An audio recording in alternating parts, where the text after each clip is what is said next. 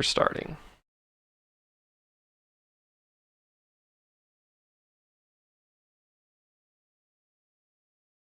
Go for it. Hey everybody, this is the Just Face It podcast. We are here this week with our friend Ken from Kendrisite Gaming. He'll be our guest this week. And as always, I am Tater, and the rest of our co-hosts are Smitch, and that is us. We are Tater and Smitch, and we have Justin, the Psychocrast, and Jace from the Mockingjays. And we are going to get started with introducing you to our guest. This is Ken. We have a couple of questions for you, just to let everybody get to know you. We'll start with who you are and where you stream and about how long you've been streaming. That's a lot of questions, I know, but we'll get there. Hi, I'm Ken, Kendrisite Gaming. I've been streaming for about a year and a half. And what was the third one? Where you stream. Oh, I stream at Facebook Gaming. What originally got you into streaming?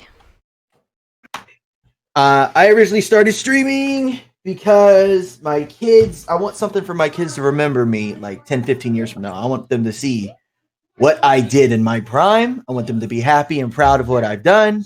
And I want to be an inspiration to the youth. I like that answer. Very nice one.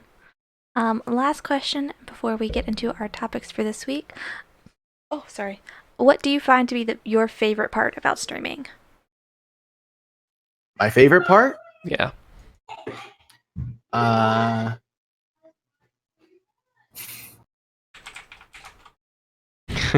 It's a hard question. For me it is, because I do it for a bunch of reasons. I guess I can't think. If I had to pick one, if you had to pick just one, I would say, I don't know, just being on camera and being able to put on a smiling face no matter how I feel. Yeah, I like that. So that's a little bit about Ken. We'll definitely hear from him some more as the podcast goes on today. We're gonna want to get his opinion on things. Just real quick, some housekeeping updates on the podcast for all of you guys that listen to us weekly, or if you're just finding us. Justin, aka the Psychocrast, will not be here next week. So we will continue on with the podcast, but just so you know, he will not be here. Also, we usually plug this at the end, but I just want to tell you guys real quick here at the beginning. If you have any guests that you would like to see on the podcast or topics you would like to see us talk about, just let us know. Hit us up in our DMs on Facebook, or we have justfaceitpodcast@gmail.com. You can email us there if you listen on any of the platforms that we distribute this podcast to after it's live. And I think that's it, unless anyone else has any updates for this week. Nope. Okay. So we're going to change up the format a little bit this week. And what we're actually going to do is we're going to lead off what we're starting to call roundtable question. We came across an article last week that really looked at mental health in game development. And that got us thinking about mental health as a topic, not only in game development, but streaming and just in general. So we thought we wanted to do justice to the topic and kind of bring that to the front this week. So I'm going to hand off to Tater and let her take us into the first article. Okay. So the first article was the one we found last week. It was primarily talking about the mental health of game developers in the industry. And they made a couple of different points, starting with the fact that most game developers have not been in the industry for more than 10 years. 10 years, was it? So they're talking about like high turnover rate and then all the pressures on game developers just to always meet the deadlines they have to set games out, and the effect that's having on their mental health. Yeah, so I guess some of the big points they have in this article is, like Tater said, only about a third of the game developers have been in the industry longer than 10 years. I'm just going to go through and hit the high points, and then we can kind of talk about it as a group. The The second point they make is over half of game developers surveyed said that crunch is expected at their job. So for anyone who may not know what that means, when you're approaching the deadline, basically putting in insane hours to make sure that the product meets that deadline that was promised. And I'm sure we can talk about that more here in a second. The third thing they mention is employees lose trust in the industry after layoffs, and anyone who's been paying attention to the space recently will know that there's actually been tons of layoffs with mostly bigger studios, but also smaller studios here just in the last year, I feel like. And then kind of piggybacking off things that stress out developers, social media is what they're calling a secondary stressor. And this is more talking about how, like, having that experience online, and I think just the availability of everything due to social media is causing extra stresses. And then finally, support for unionization in the gaming industry has increased, but there's still not a majority support for it, I would say. So that kind of support system that you have in traditional roles and things like that isn't there for gaming. Those are the 5 high points that the article really hit. I just wanted to go through them real quick. Does anybody have anything in particular that they wanted to talk about for this?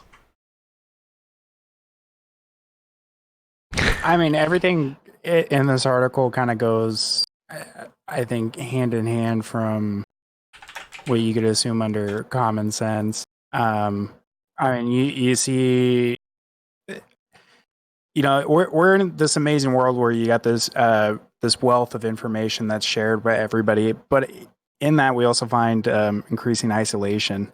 I think in all this social media, when you kind of get lost among you know, everybody out there, the other 7 billion people on the planet. So I think it's easy to feel kind of isolated. So I don't know. It makes sense, everything that they're saying. I think it's stuff that I've seen among my own friends. Yeah. You know, having issues with that sort of stuff. So yeah.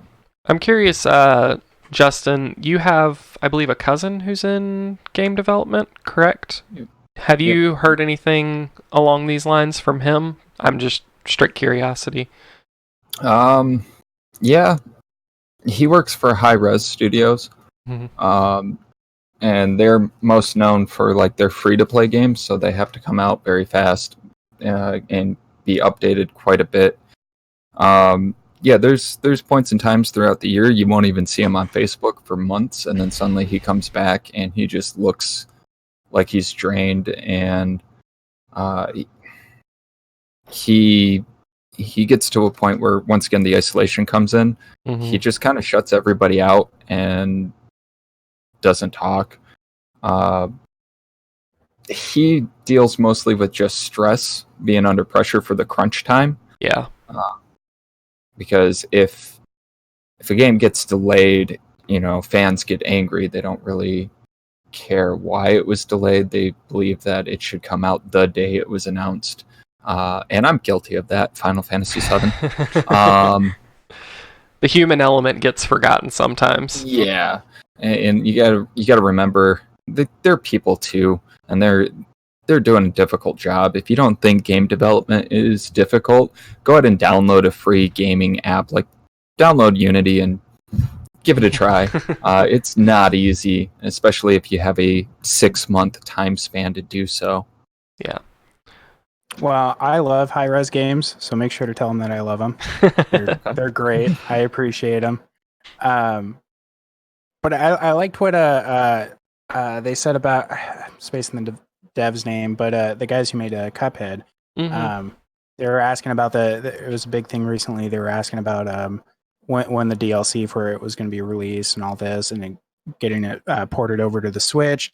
And the heads of the studio and Microsoft said, "Well, it's coming. Promise it's coming. But we're a small studio, and we want to make sure that our employees are staying healthy and keeping healthy habits. So it is going to be delayed a little bit longer, just so we're not trying to overwork them." And I think that's smart to do. I think me personally, as long as I know something's coming, I'd rather a developer take time, put in their best effort without feeling like they're being run down, because when you overwork yourself, that's when you're most prone to make mistakes, and I think that applies for everybody. Oh yeah, for sure. You have any opinions or thoughts on it, Ken? I think it pushes. How would I say? How do I explain it? It's like I think it's overall in the workplace in general. I think a lot of management sets these time hacks and it pushes these developers to the breaking point, and then they're pushed to get to that point, and that's when all the mistakes and the bugs, all that stuff gets missed. So when these other games come out, they're half polished, and people lose their jobs because of it, and people fear that. That's just in the workplace in general as well, if that makes any sense. Yeah, definitely does. There's always, I think we kind of hit on it last week, that video games are definitely creeping into kind of more and more tendencies of corporate America, and not necessarily for the better. So definitely can see some shadowing of that from just how any job is for anyone who's worked in jobs that have project timelines and things like that. Especially with something like free to play. Like if you add in the free to play element, that just it pushes. Like my brother wanted to get into game development, and he's seen how people react to like free to play and stuff like that. He's like, nah. Turned him away from it. And I agree with him. Like when I was little, I wanted to be in the game development, but I see how people react to that stuff now. I'm good. I'm good. More kudos to the people who do it. Thank you to all you game devs. Yeah. So I guess on the flip side of this, we can talk about this as long as we want, but we did have a second article that relates more to mental health from the streaming side of things. So in particular, to try and get on a more positive note of the mental health thing, it's actually a blog put out by Twitch. We're all Facebook streamers here, but I think this was worth mentioning because it's got a lot of good points in it on 5 tips for people to maintain good mental health.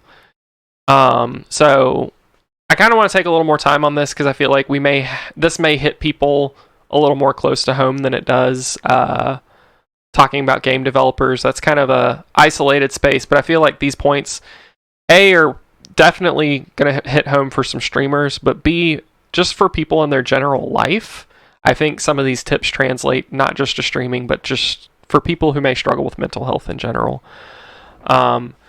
So just real quick, hopping into these, I'm going to skip the bulk of the beginning of the article and just go straight into the points.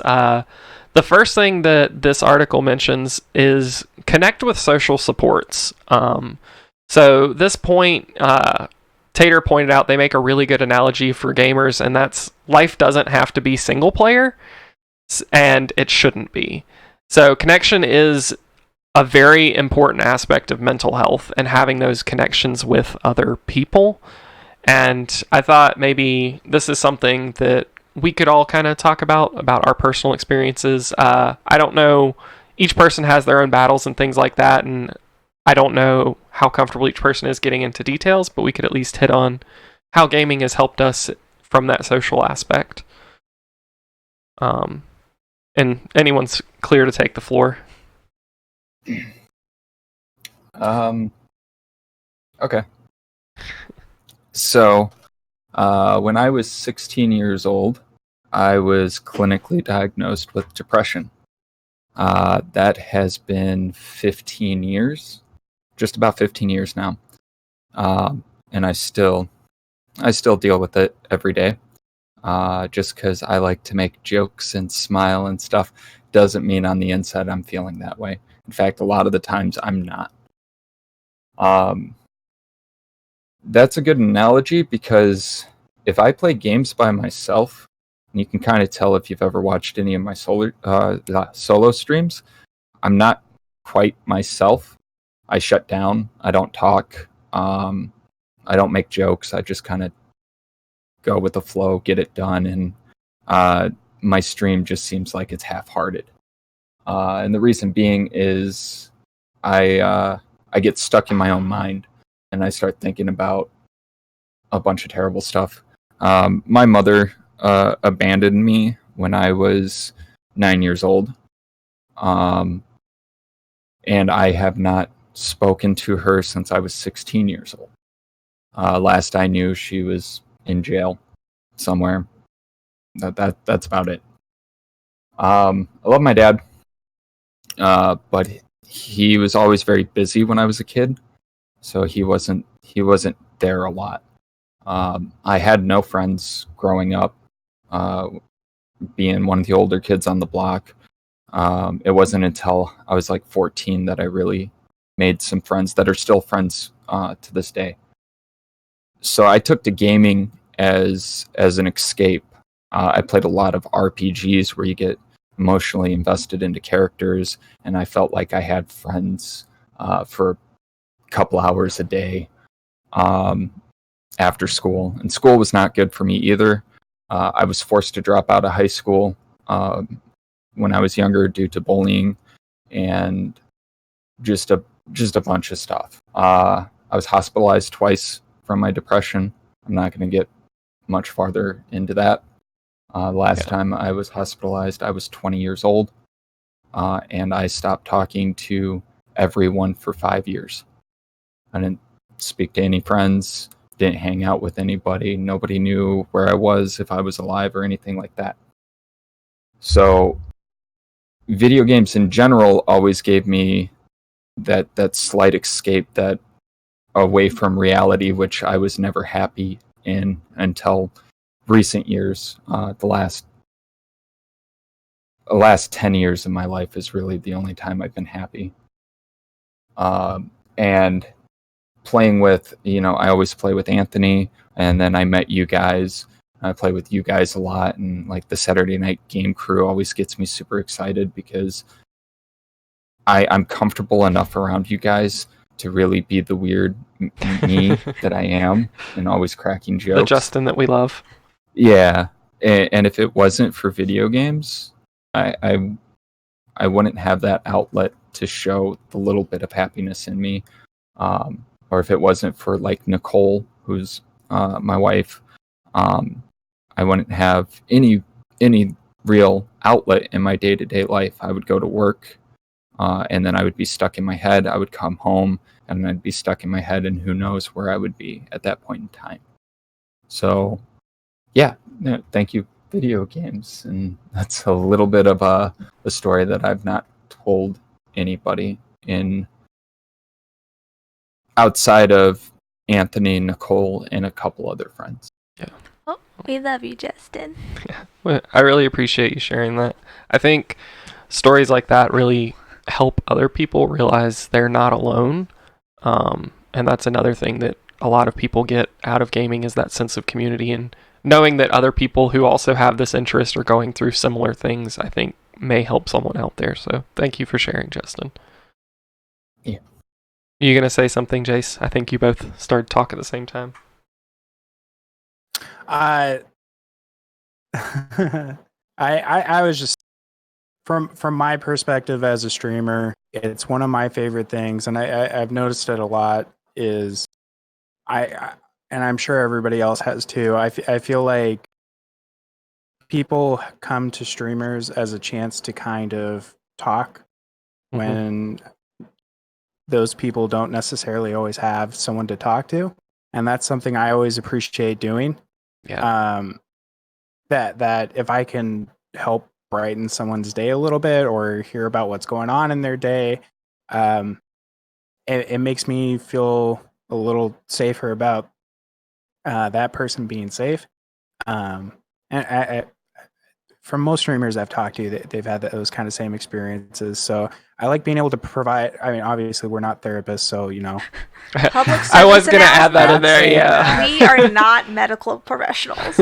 We would love to talk to you, by a long but shot. We love talking to you. We can't help you too much, but we can talk, and we can be here for you during stream. Yeah.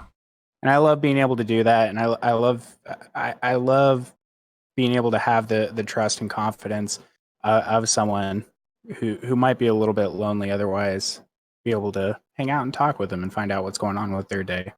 So just from the streamer side of things, I enjoy that. Yeah. I think we, and if any of you all don't know, we have recently moved 1,000 miles from where we grew up and lived the majority of our lives.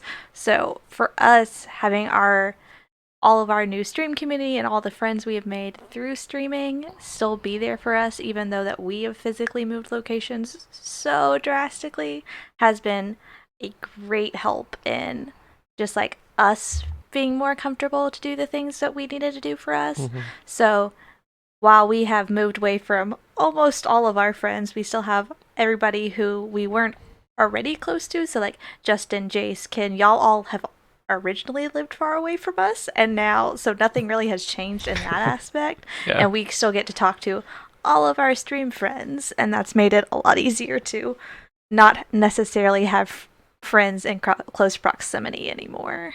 Yeah, and I definitely just kind of tagging on to that, like, I know both of us deal with anxiety. I think I personally deal with it to a greater degree than Tater does, just because of differences in growing up and things like that. We definitely both have it. But there's some nights that if I didn't have video games when we first moved out here, and of course I have my lovely wife here too, but I don't know where I would have been headspace-wise if I hadn't had video games as something to kind of come together and play with friends. I think when we first moved here, we played with people more often than we didn't. And I don't know if we mentally registered this when it was happening, but I definitely think that was a loneliness factor that we were trying to fill there that we wouldn't have been able to fill without those friends and video games. So that's just kind of part of it for us, and it's definitely helped us through things. Go ahead, Ken. I just want to be an inspiration to the youth. I want to show people that, like, you know, just because we don't do what the old generation of people used to do to make it, I want to show everyone that you can do it while playing video games. Everyone's always told me that, like, video games are nothing. They don't amount to nothing. All they do is waste your time, blah, blah, blah, blah. And I mean, as far as my mental health goes, like, I used video games just to, just get away from everybody. Mm-hmm. I had a rocky household. I had a rocky military life. And then when I got back from Iraq, that changed my life. I just want to let y'all know. I just stopped caring about a lot of things. And I use video games, I guess, as a way to keep in contact with humanity, I guess. Because without video games, I'd just be, my PTSD would go crazy. I would be a nutcase. And sometimes that even comes out on stream, and I try to hide it. Yeah. But yeah, that's all I got to really say about it. Really, I mean, I know it's a hard topic to talk about. Definitely heavier than previous weeks in the podcast have been, but I think it's something important for us to talk about. If no one else had anything else, I was just gonna kind of quickly hit on these other points. I think the social support was kind of an important one for video games in general. The rest of them are more streaming related. But so the second one that they have in this article is establish coping methods. And I feel like that's kind of something we got caught up on. The article specifically talks about it as like being able to do things when things go wrong. So like accidentally deleting a video you just made or Michael something like that. Michael looked at that and went, I would die. Yeah. So just making sure that you have like something as simple as like taking a moment, taking a deep breath, reading. Exercise for some people is what does it. That helps them get their stress out. Personally, exercise kills me. So I know I need it in my life, but so that was kind of the second thing they talked about. The third thing, and this is really specific to streamers from here on out. I think 3, 4, and 5 are more streamer related. But the third one is setting your office hours. So for a lot of people who are spending a lot of time streaming, it's important to have set time if you can to stream. I know some people's schedules just don't let it. But for instance, for us, we have a full-time job in addition to streaming. And we go to work from 8 to 5, and then we come home and we make sure that unless we're just really bored, we don't get on stream until 7. Because that time between 5 and 7 is our decompression time. If we didn't have that, we probably would have run ourselves into the ground by now. And just making sure that you have those set hours and things like that can really help. The fourth point is prioritizing a hobby. So for streamers in general, I feel like gaming originally is something that we do as a hobby. And then streaming kind of becomes that hobby when you're first starting out. But once things start to take off, it's important to find something else to call your hobby, because when streaming becomes your job, it's not really a hobby anymore. You can still enjoy it. That's for sure. You can love it. You can enjoy it, but it's not a hobby at that point. So having something else you can go to that's not related to streaming can really be helpful. And then the fifth thing, and this is something I feel like we cannot stress enough, is if you need it, take a break. Like, the stream will still be there when you get back. There's this huge stigma and worry for a lot of streamers that if I take a night off, it's going to completely crash my numbers, and you may lose a couple followers. But in the grand scheme of things, those couple followers are not worth your sanity. And I mean that in the nicest way possible. Like, I love all of our followers. I'm sure everyone here does. But your mental health is more important, because you'll be able to provide more streams in the future if you're maintaining your own mental health. It's more content long-term versus that one day that you're going to miss.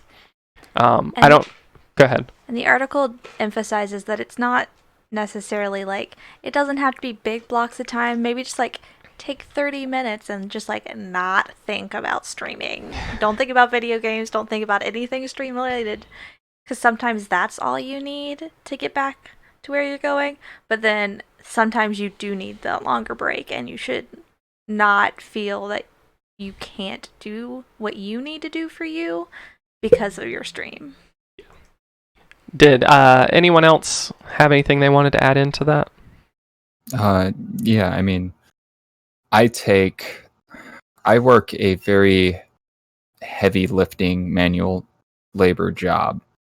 And some days I get home and I'm not in a great mood, and I'll text Anthony and be like, hey, no stream tonight.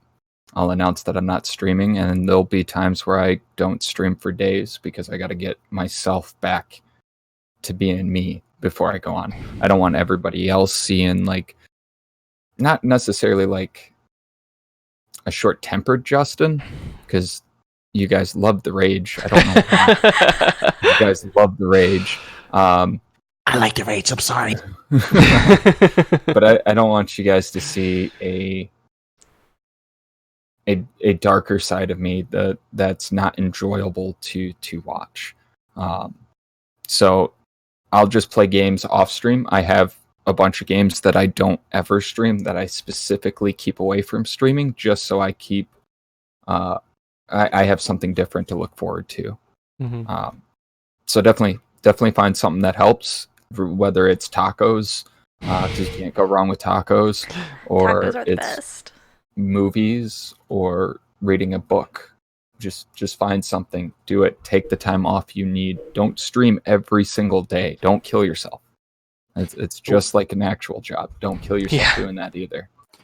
The one suggestion I would make, when you find something else to do, because everybody else needs a hobby, great suggestion. Maybe find a hobby that's a little bit more social. I'm a big introvert. I would be happy never leaving my room. Yes. Really happy. I work a job where I don't talk to people. I'm on my own. I got no coworkers. Don't even talk to customers. I come home. I do homework and all that kind of stuff. And then even streaming, I really don't see actual faces, face-to-face interaction. My day. Yeah, and as much as I love being an introvert, you got to have some social interaction throughout the day.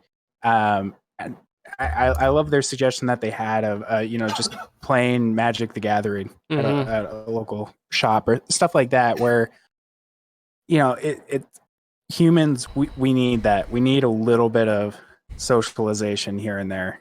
Doesn't have to be all the time, but here and there it's good for you. I think it's good for the soul. Yeah, You're for good, sure. Justin. Yeah, no, I just wrong pipe. Okay. You have anything you wanted to add, Ken? Sorry. It's okay if you don't. About. No, I do. Okay, I'm it's just just stuff letting like. It's just like stuff about taking a break. Like, this is something I struggle with. I'll just let y'all know.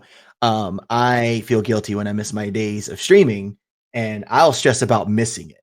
That's what I stress about. And if I'm late, as soon as like if it's like 6:32, 6:33, I'll start at 6:40, or I'll start at 6:45. As far as doing this as a hobby, I'm doing this as a hobby. I am trying more to.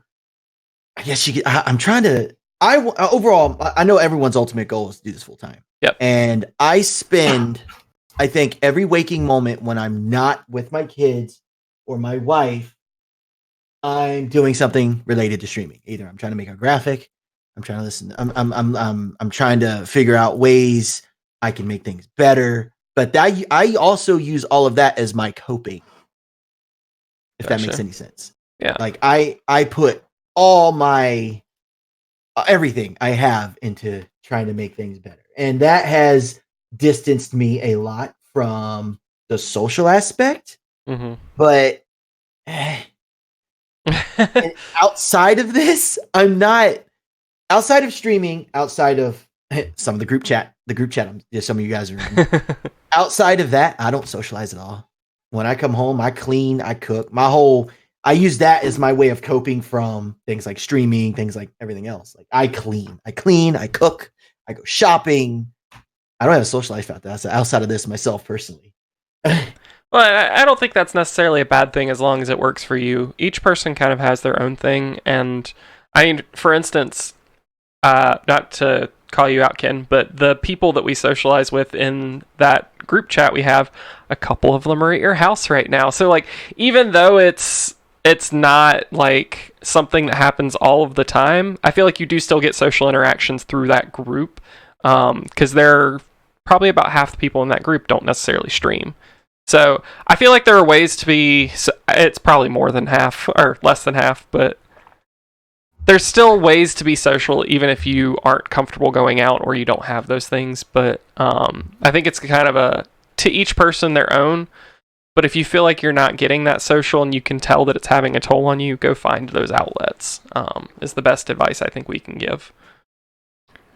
And I think one of the nice things about streaming on Facebook is for that whole take a break section, because if you take a break from your stream, that doesn't necessarily mean that your audience, your community can't see anybody else's stream, because there is cross-posting, which we use on the podcast, and I know we will be doing for Justin this week as he is on vacation. Mm-hmm. So there is that option. You can have another page that you're really good friends with cross-post to yours, or you can just go out and share streamers' streams. So if you share them, they're going to show up on your stream or your page just like yours would. And those are a couple of options for when you do need those breaks, that you can not necessarily feel like you're like abandoning everybody. Yeah. So I think that's really nice. And that's not something that like Twitch or I guess Twitch has like rating, but it's not rating and hosting, but I feel like it's not. I feel like it works differently because like if the way Facebook works with cross posting is when something gets cross posted to your page, it actually sends out a live notification. Whereas hosting is just more like, oh, okay, it's going to show up on their page if someone happens to click on it. But yeah, I think that's all we really had. I know it's kind of, like I said earlier, been a heavy subject, so I don't want to get everybody super down. But I do think we have some other news we were going to kind of hit on this week if everybody is ready to move on. Any complaints? Sounds good to me. Okay. So, just kind of keeping with the flow of things that we go with, I think we'll jump into Tech Talk with Justin, aka the Psychocrast. I think he's got something for you guys both on the graphics card and CPU side this week, if I'm not mistaken. I do. We'll jump into the short one first. So a couple weeks ago, NVIDIA announced the Supers, which were taking over their current 20 series.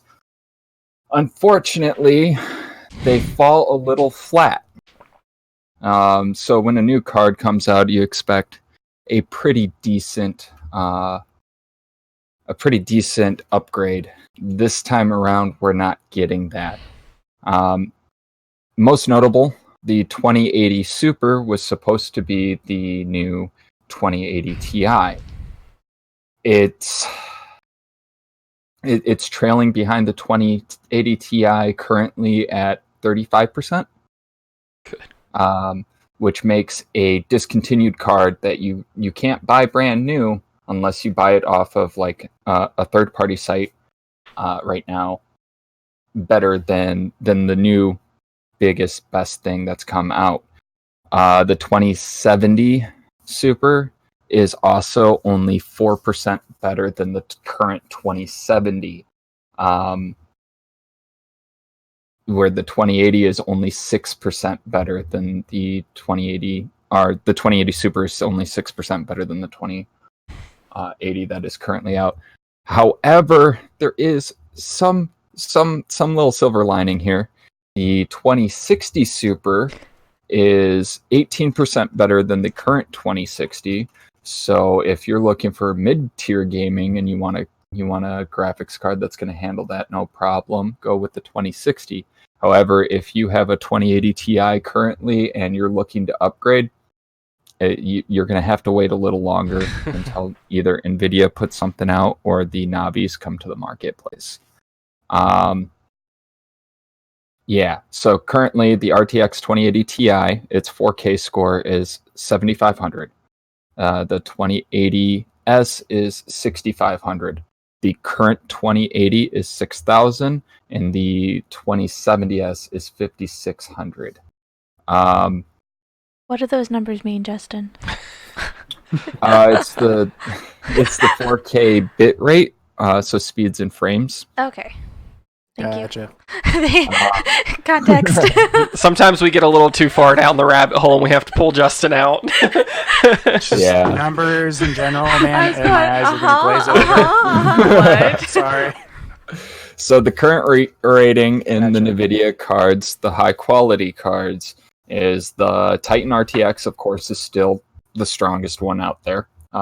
If you really have $5,000 to throw at a graphics card, then absolutely, by all means, go buy that. Then you got the Titan 5. Once again, you got $4,000 to throw at a graphics card. Yeah, go do that.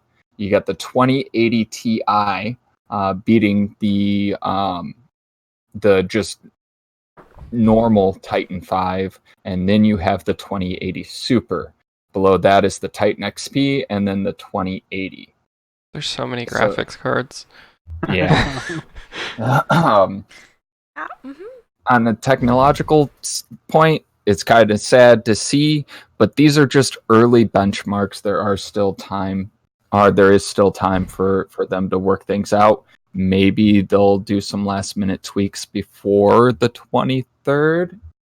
2 days. But probably not. Seems unlikely. And then, in great news, this was exciting for me. The Ryzen 3rd gens, we have a release date, we have price points, and they released quite a bit of processors that I'm super excited for. And we got a price point. First thing I want to point out, for the first time in many years, AMD is beating Intel, both with clock speeds and frame rates coming directly from a processor, which is pretty awesome.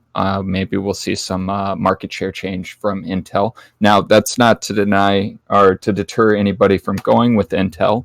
Intel's 9th generation and 10th generation that's coming out will still have some perks that beat out the Ryzen, but we'll go over those on a different day. We got the Ryzen 9 3950X, 16 cores, 32 threads. Base is 3.5 gigahertz, and it auto overclocks to 4.7 with a price point of $749.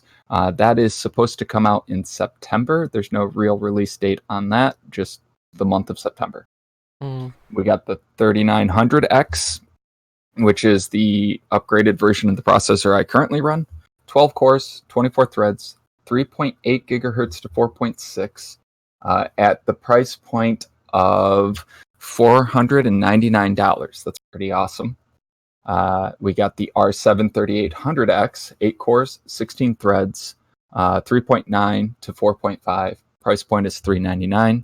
All of these are coming out in September, except for the 3600, I think, comes out next month. I'll get to that in a second. Oh no, I'm sorry. Everything launched the 7th of this month. The 3950 is the only one that hasn't come out yet. In September. Yep. We got the 3600, 6 cores, 3.8 to 4.4, $249. And then we got the 3600, which is 6 cores, 12 threads, 3.6 to 4.2 at $199. Another nice part is all current boards that are running Generation 2s and Generation 1s will support Generation 3s, so you don't have to buy a new motherboard. Nice. That's nice. So if you're looking to upgrade your build and you want something that's going to handle a little more, but you don't want to break the bank, maybe it's time to switch from Intel and go over to AMD with the new Ryzen Gen 3s. We got the comparisons between the i9 and the 3900X with on average 24% better frames coming from the Ryzen instead of Intel.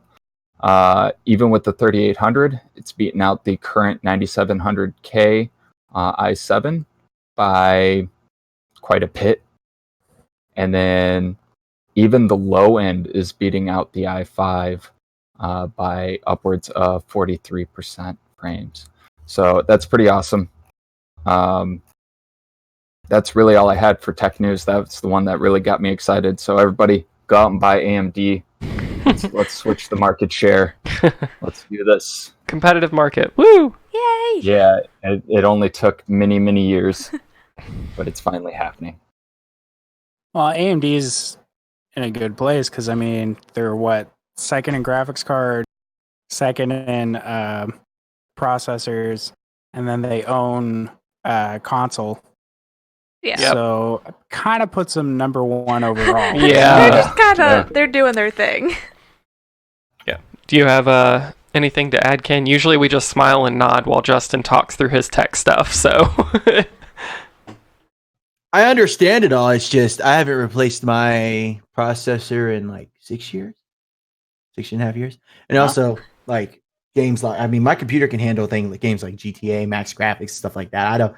I don't really look towards the current stuff. I usually wait a few years, and then once that stuff gets knocked down to like maybe below $100, then I'm like, I'll take that. Now it's mine. I mean, exactly. I look for more. I'm kind of a cheap person. I usually get whatever's cheapest on the market, and like these Optiplexes that I got that run my Minecraft servers. I mean, like 3 years ago they were top notch. Now you can buy one that's like $200, and if I want more servers, I just buy more and more and more. I can fit maybe 6 right here on my little stand here. So, and then you don't have to run the heat in the winter. Nope. Cool. All right, I think moving on from our tech talk, we just have a few smaller things to talk about this week. I think we only have 3 articles in here, 2 of which we'll talk about more. The first one I want to hit on is just because I'm excited about it, and I think some other people here are too. Luigi's Mansion 3 coming out on Halloween. I'm so excited. Tater and I are going to have to fight over who gets to be Guigi, but... Clearly that's me. I'm sorry.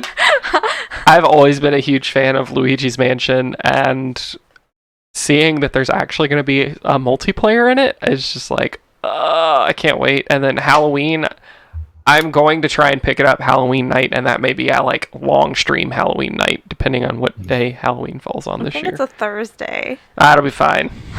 What day of the week is Halloween, guys? Yeah. I will definitely be picking it up It's as a well. Thursday. I do everything digitally though, so I will download it from the Nintendo. I'll probably download it, but like, I still like to say I'm picking it up because the only thing I buy physical anymore is collector's editions. Yeah, I almost bought Jump Force when that collector's edition first came out. It's like $200, but it had a really nice Goku statue, and that Goku statue you really like. Yeah, and it was taunting me, and we had one in the store for the longest time, and then it dropped down to like $100, and somebody bought it, and a little piece of me died. Oh. I think the only like physical discs I still have, like game discs, are I've got my original copy of Destiny, and then the first Titanfall. And the only reason I haven't gotten rid of those is because I think they sell for like 20 cents at GameStop. Yeah. Because see, the funny thing is, when Destiny 2 came out, actually, I have this huge box up on the shelf behind Tater that's the Destiny 2 Collector's Edition. And the funniest part about that is it actually came with a steelbook case for the game, and then you open the steelbook and there was just a little page insert with a digital code. So I have the steelbook case for Destiny 2, and there's nothing in it. It was even like, it was circular. It was it was circular like a piece of paper paper like disc stuck in where the disc should be because it was a PC copy. And they were like, here's your book. So you just need to frame the code up on your wall. Yeah, exactly. We got the PS4 edition since they pushed back the PC release date by a month. So he played it on PS4, so we had it in the PS4 disc in there for a little while. Until I traded it in. Until we get I think we only buy physical editions for the whole purpose of trading them in. Fair enough. You bought Minecraft physical, right, Ken? Totally, sure. Yeah. All right. Talking about collector's editions, the ones I mainly have on my shelf come from Blizzard, and that's one of the other articles we kind of had to talk about this week. So, another one of the co-founders of Blizzard is leaving. Is he gone or is he leaving? Leaving. Yeah. Mm-hmm. So, I'm trying to get the article pulled up real quick, guys. I'm sorry. It's Go ahead. It's interesting. Frank Pierce has been there since the beginning. Blizzard's gone through some major issues these last couple of years, and I love Blizzard. They've got so many games that I love playing, but I think it makes a lot of people nervous about the future. He's been around for 30 years. He's been around since they were Silicon and Synapse in the very beginning, working on the original ones. And it's always a little worrisome, and I know it probably makes shareholders sweat a little bit when a founder leaves a company. Yeah, for sure. But it's I don't know, with the founder leaving, and then it was weird enough like months ago when they let Destiny leave Bungie leave with its IP Destiny, which is a little unheard of. They've just had some interesting things going on this whole last year, and then of course you got the Diablo mobile debacle kind of going on. So I don't know. I hope Blizzard continues to put out solid stuff, but a little nervous. Yeah, I think we're all a little nervous. Yeah, it's definitely been interesting to see the direction that the studio has been going. For anyone who may not know, this is the second of the three original co-founders to leave Blizzard in, is it the past year or 2 years? I believe the last year. Yeah, I think, yeah, that sounds right. So there's only one person who was originally one of the co-founders that's still there. And just hitting on those points again, just Destiny and Bungie separating. There's actually lawsuits from the internal shareholders on that whole thing. The shareholders were apparently not informed that there was a high likelihood of that happening, so now they're really, really ticked off. But yeah, I've always been a fan of their products that they've put out, and honestly, I haven't seen a degradation in any of their products to this point, but I think their next generation of what they put out is going to be very telling for the studio. Yeah, I mean, to put it in perspective, like how Destiny was leaving. So like Bungie did original Halo, right? Mm-hmm. And Bungie eventually wanted to leave Microsoft. They didn't get to take Halo with them. Microsoft still owned the IP, which is what it was with Activision Blizzard. They owned the IP of Destiny, even though it was Bungie that developed it. So it's really bizarre and unheard of for a developer to be able to take their IP with them. Yeah. I'm glad they did. Oh yeah, for sure. Because I can't imagine anybody besides Bungie developing Destiny, but it's just to put it in perspective, the same thing happened with the same company with Halo and Microsoft, but they weren't allowed to take it. It's bizarre for this to happen. Gears of War, same thing happened too with Epic. Epic wanted to leave Microsoft. Microsoft retained the rights to Gears of War, or the publishing rights to it, so they had to leave the Gears franchise behind. And of course, they were fine going off and doing Fortnite, but it's a bizarre and unheard of situation as far as intellectual property goes. Yeah. But yay for Bungie keeping Destiny. Yeah. So it'll be interesting to watch these next coming years. See what happens with Blizzard. Guys, I hope good things. all I want is Diablo 4. That's all I want. She doesn't want to play it on her phone. I don't even care if it's not for like. I just want them to say like Diablo 4. That is all I want. I think you're in the majority there. I don't need a date. I just need like a hey, this is actually gonna happen. Like the Elder Scrolls announcement 2 years ago, where they're just like, "It's happening," and everyone's like, "Yeah!" That's all people wanted. End of conference. Yeah. Metroid Prime 4 Yeah. on Switch. Did anyone else Final have Fantasy 7? Yeah. Anyone else have anything else they wanted to put in there? I think Blizzard's going to push out more. I think they're going to be okay. I think they're going to focus on the business aspect of mobile gaming. But as far as like games, like we're waiting on like Diablo 4, the next launch of World of Warcraft, the next expansion, things like that. I think games, the franchise like that, I think that's going to be A-okay. I just think 3 decades is a long time for someone to be a co-founder. I think he was just like, I'm done. Oh, yeah. Have fun. Set sails. See you later. Yeah, I don't think the fact that he's leaving is what worries me. I think it's everything else that's been going on, and then the fact that 2 co-founders have left in the past year. And a lot of their higher ups. It's all the compounding. Yeah, like if it was just like a one-off thing and he was leaving, I'd be like, oh, he's probably done. He's old now. He doesn't want to do this anymore. Yeah, he can retire and go do fun stuff. And I think a lot of people are just scared because of how Activision has went, boo! And everyone's like, oh no, because Activision owns Blizzard, it's going to happen the same way.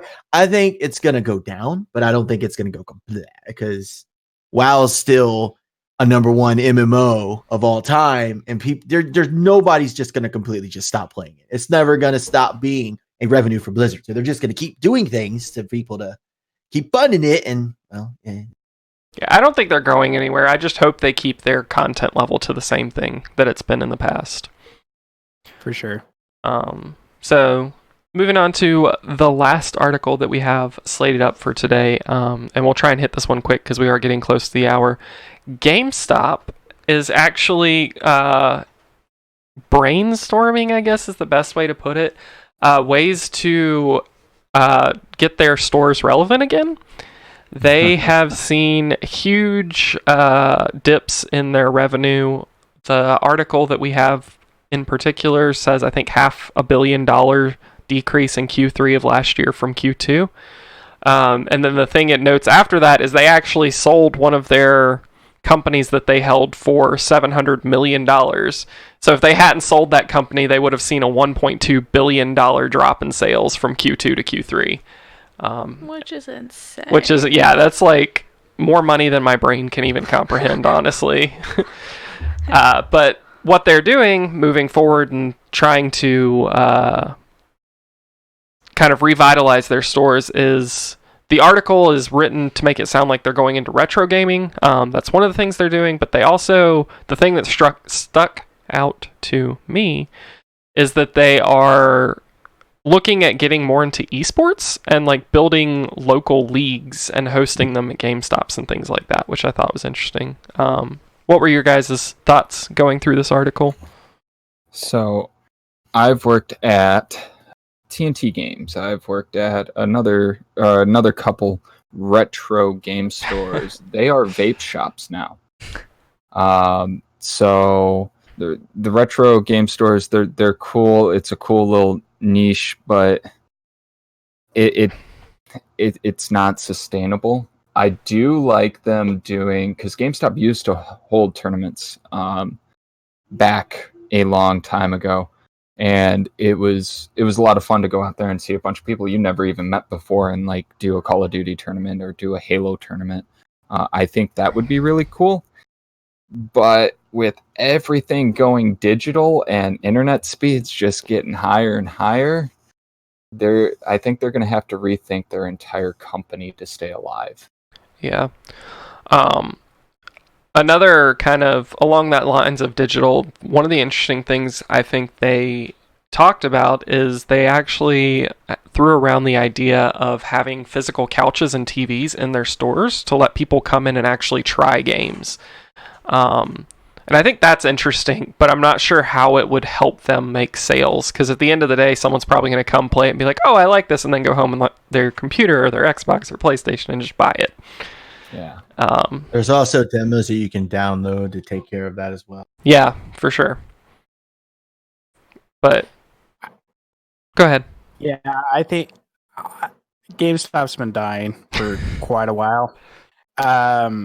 And they've needed to do something very drastic. I think the retro gaming, like you said, Psychos, I think that's a misstep, serious misstep.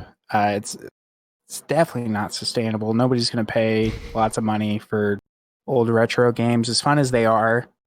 And especially with all these the like SNES Mini and all these coming out and it becoming easier to go back and play these games. I don't see that as the right step. But I think if they go more along an esports approach and totally just reform the foundation of their company, I think if they step correctly, they can do very well with that. Esports has been rising up a lot these last 5 years, especially. For a long time, it was always dominated by MOBAs and StarCraft and that kind of stuff. But now you're seeing, Overwatch League come up, Rainbow Six. I think if they can get some sort of partnership with ESL, something like that, where maybe GameStop arenas or whatever they call it, smaller arenas where you can go there, have local competitions, and that's sort of a way to maybe pick up new players for ESL, that kind of thing. Tryouts of a sort. I think maybe that's a better way to go do it. Like I'd like to go see some ESL kind of stuff, but they're always so far away from me. Even if it was more like a junior ranking kind of competition, I'd still like to see it, but they're always in very specific places. There's a lot of them over in Europe, or they're all the way down in LA. None of it's just within driving distance, and none of it's with. I can't justify a plane ticket to any of those, but I don't know. I think that would be great, or maybe even if they lean more into computer gaming and that kind of stuff, more of a parts store. I don't think that would be a bad idea either. Yeah, but I don't know. I think they just need to start throwing out some new ideas. Yeah, try a couple, figure out what may actually help them in the long term. Because, if they keep just doing what they're doing right now, it's probably not going to end very well for them. If I was... Yeah, you can't keep taking that amount of loss. If I was them, I would start picking some stores and piloting these ideas like yesterday, because they're definitely going down the toilet and need to turn fast. I think GameStop is the Blockbuster version of what needs to die. Yeah, I mean they bought Think Geek Mm-hmm. And they tried implementing more like nerdy clothes and apparel and stuff like that. But then again, you got Amazon. Yeah. So Also, you have ThinkGeek.com, and they will deliver well, right yeah, to your but door. that is them. So if you buy off them, you're paying them money. But you got Amazon, and you got Jinx, and you got Robot Shark, and you got there's just too many avenues to go that route. A lot of developers have their own stores now too.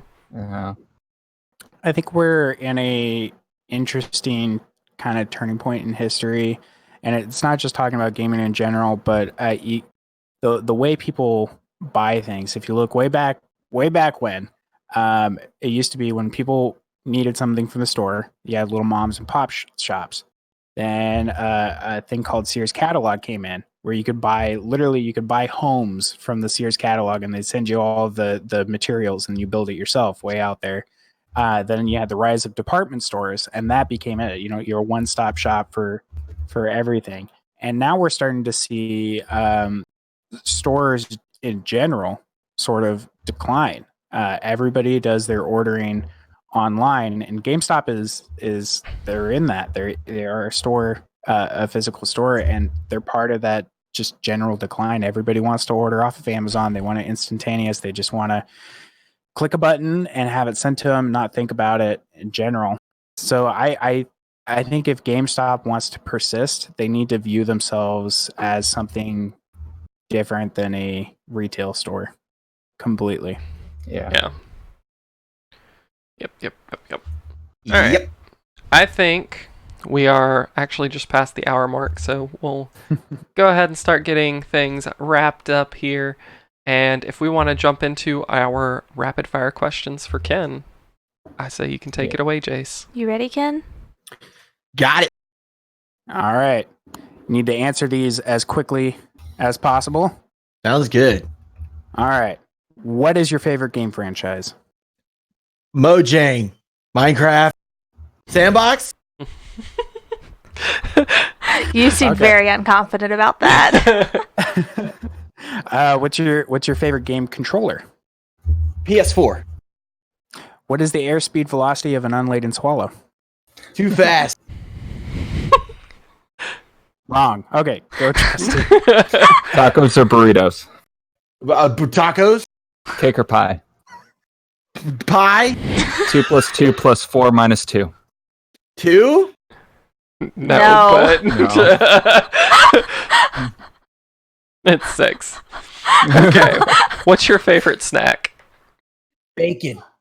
What's your favorite block in Minecraft? Dirt. Dirt. And this comes from another viewer, actually. Why is Type 0 your favorite Final Fantasy game? Do not start this on stream. I will blow this freaking thing up. I swear to It started with the commercial. I swear to God, it was like, it was doing its thing. Then it was like, give me the power to be a lessee. And the whole rest of the thing, I was like, no! All right, go, babe. What is your favorite farm animal? Cow. What gets wetter the more it dries? Water. No! It's a towel. A towel. What's your favorite song? I like the Armored Xehanort boss battle theme from Kingdom. Nice. I like that Awesome. answer. All right, and then, as we always do you want to let everybody know who doesn't know who you are already where they can find you? Ladies and gentlemen, I'm Ken from Kendrisite Gaming. You can find me at Kendrisite. I blow up Facebook all the time. I stream 5 days a week. And come on by at Facebook Gaming. I will keep it. You cut out there, but I think we got it. He is also Keep it hugs. There we go. he is also on Twitter and Instagram. You guys should check those out too. All right, and for anyone who may not know and is watching for the first time, we are Tater and Smitch. My lovely wife is here next to me on the screen, or is the only female for any of you listening at Totally home. cracked something. Sorry, guys. You can find us just about everywhere at Tater and Smitch, so if you see anyone interacting anywhere at Tater and Smitch, that is us. And you can find us on Facebook. That's where we stream. I don't know, guys. Just Jace. The Mockingjays. I go by the Mockingjays TV on every platform, everywhere, all the time. You can find me there. Justin? And Justin. Hi, my name's Justin. I'm the Psychoscrass. You can find me at facebook.com/Psychoscrass. You can find me on Instagram at the Psychoscrass. You can find me on Twitter at Psychoscrass. And you can find me at I just had it. Oh, LinkedIn at Psychoscrass. Really? That's a new Yeah. one. Is that a I new like one? that. Yeah. All right, guys. That is going to be it for us. Quick reminder, Justin will not be here next week. And We are looking for guests. Let us know who you want to see. Yeah, let us know what you want to see. And we hope to see you guys next time. Have a great one, guys. All right, bye. See ya. Bye.